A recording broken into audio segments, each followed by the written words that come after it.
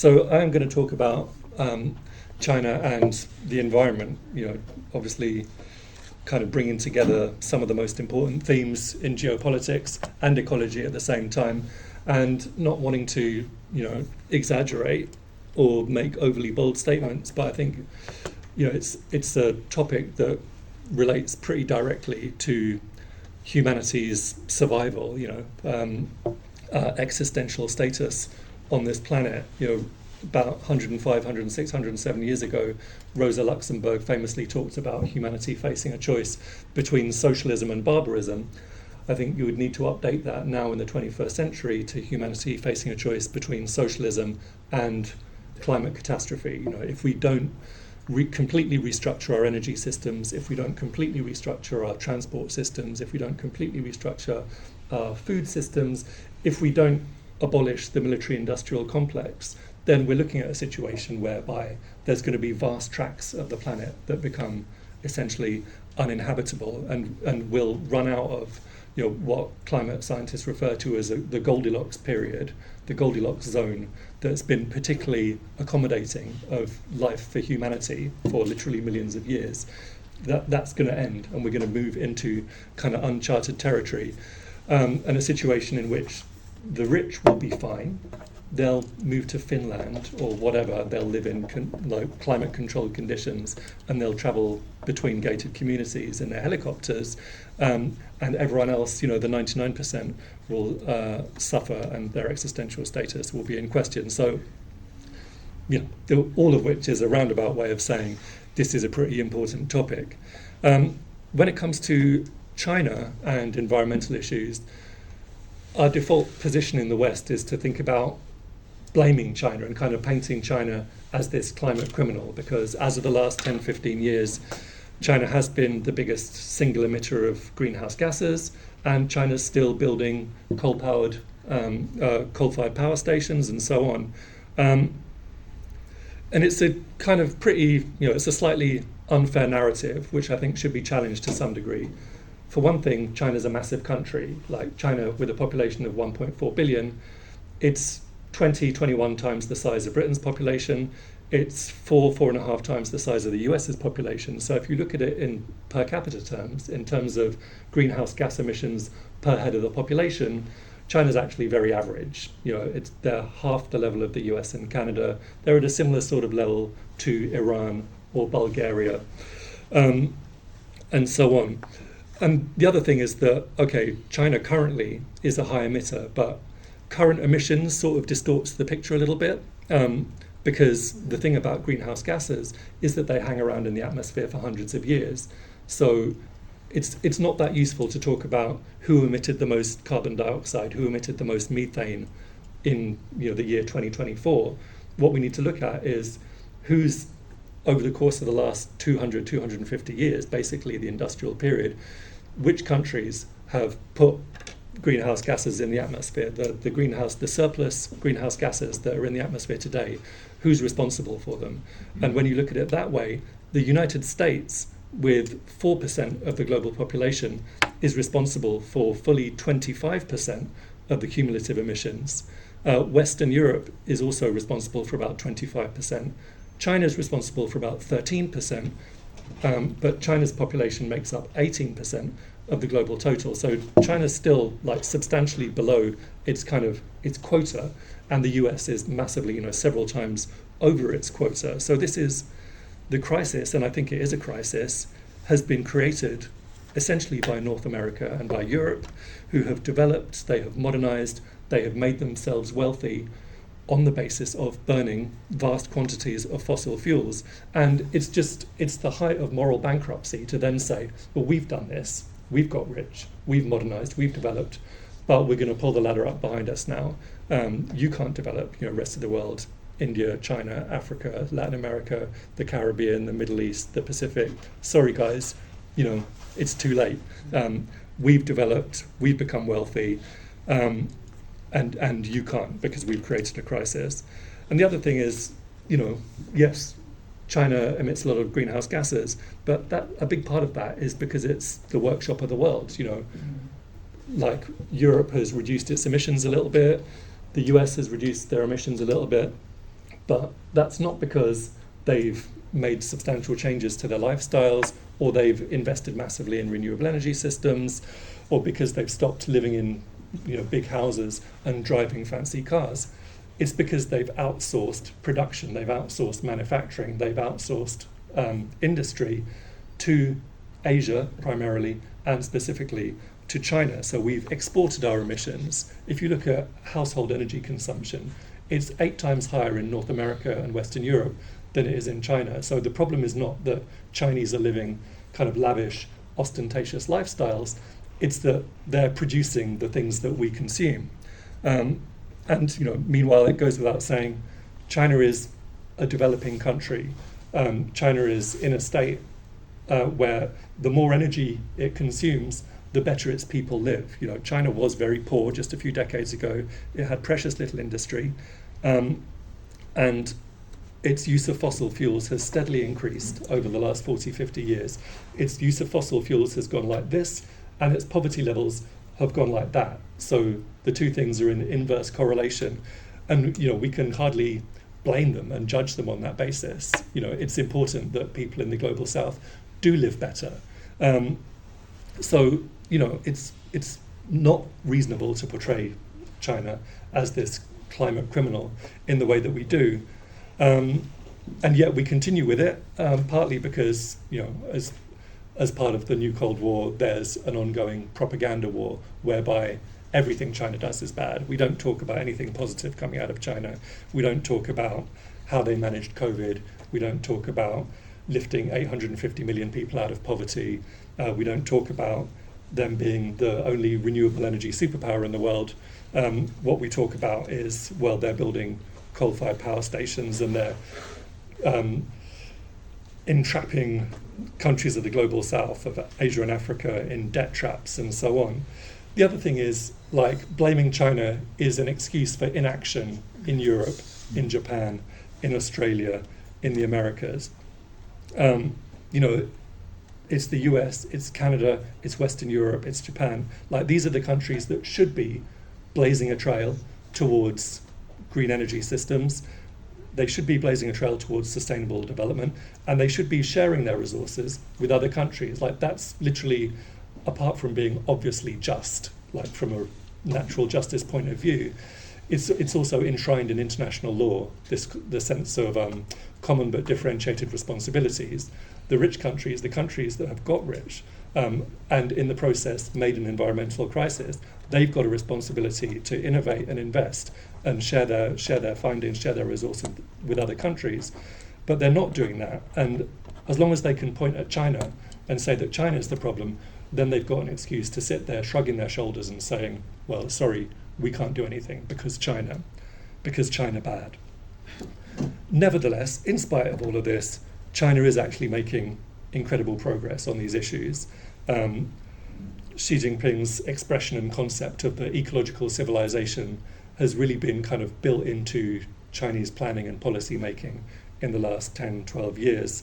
And the people and government are really become very focused on ecological issues.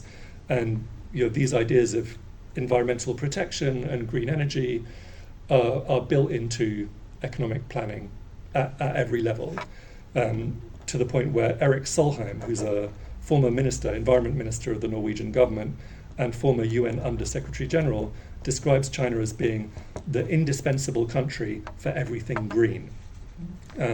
So China, as is reasonably well known, has announced very ambitious plans to get to peak carbon emissions by 2030 and net zero by 2060. All the analysis indicates that they've already reached the 2030 goal. So analysis indicates that they reached peak carbon emissions in 2023 or 2024, so well ahead of time, and that obviously bodes very well for the 2060 goal. In general, China's got a bit of a habit of reaching its goals. China is, as I mentioned before, it's the only renewable energy superpower. Last year, China was responsible for 60% of all renewable energy production globally.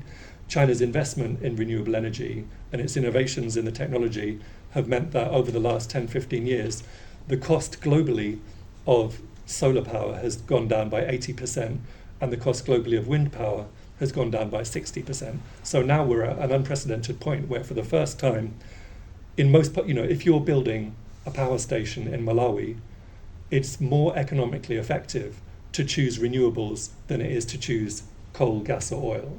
And that's exclusively a function of Chinese investment and economies of scale. Just to give you a little bit of science fiction, the Chinese Academy of Space Technology is working on a space solar power station, which they expect to launch into low orbit by 2028. And the idea of this is basically that they launch solar panels into space where the intensity of the sun is much greater, and where it's not intermittent. You don't have the problem of day and night. It's 24/7, 365 days a year. So it's much stronger. And then the science of it is to massively simplify it to a level where even I understand it, is that the solar panels absorb the energy from the sun, convert it into microwaves, and then transmit it to points on the Earth where it can be, to receivers on Earth. And the big advantage of that is you can send it to the exact points on Earth where it's needed. Say Cuba's going through an energy crisis, which it is. You could direct it from these solar panels in outer space to that specific point.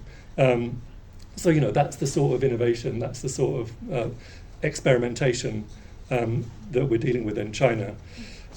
Coal, China's development has been fueled by coal. There's a huge amount of easily accessible, pretty high quality coal in China, and that's what their industry's been based on. In 2007, coal constituted over 80% of China's power mix. Now it's under 50%, so it's reducing very, very, very, very fast at an unprecedented rate. It is true that China is building new power plants, but firstly, the number of new power plants that's being built is reducing very rapidly. Secondly, lots are already being mothballed, being decommissioned. Thirdly, there's almost no power plants that are being built as just coal power plants by themselves. They're built as backup alongside renewable power plants to make up for solar and wind power being intermittent. And the ones that are being built are advanced, modern, supercritical and ultra supercritical. So they're much more efficient, much cleaner. And China's also got plans to invest $1 trillion in the next few years modernizing its transmission system, because a big problem they've got, they actually produce a lot more renewable energy than they're able to consume because of inefficiencies in the transmission system. So they produce it, but then they can't get it to where you've got these enormous, like I've seen in Gansu and Dunhuang and Xinjiang in the west of the country. These are huge, massive provinces with very low population, lots of sunlight. They're massive deserts basically, and so they've got these huge solar farms. But then most of the electricity is used on the eastern and southern seaboard. That's where the vast majority of the population lives. So transmission is a real issue, but it's an issue that they're dealing with. Globally, as I mentioned, obviously China's had a big role in the price of renewable energy falling globally, but they're also, through the Belt and Road Initiative, the vast majority of energy projects under the Global Belt and Road Initiative these days are renewable, and they're actually providing an opportunity for countries in Africa, in the Pacific, in the Caribbean, in Latin America to leapfrog, to go from a situation of having no energy infrastructure or having very limited energy infrastructure to having purely renewable energy infrastructure, so they can bypass the whole fossil fuel development stage.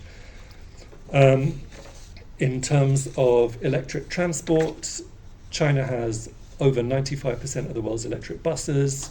There are several cities in China that have got fully electric fleets, and Shenzhen in southern China was the first city in the world to have 100% electric buses. As of now, about 80% of all buses in the country are electric, and that's up from just 16% 10 years ago. So again, very rapid progress. China's got more high-speed rail miles than the rest of the world combined. That's 40,000 kilometers, which compares fairly favourably with Britain's 113, and even more favourably with the United States' 80 kilometres. Chinese electric cars make up 60% of worldwide sales. They've got an amazing charging infrastructure, literally millions of charging stations.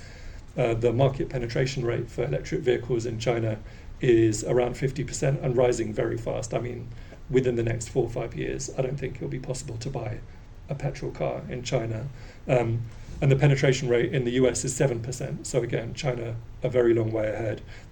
People probably saw in the last few days, they announced BYD, which is China's largest car manufacturer, announced that their new models of electric vehicles charge in 5 minutes. So from nothing to full charge in 5 minutes. So it's competitive with a petrol car or a diesel car.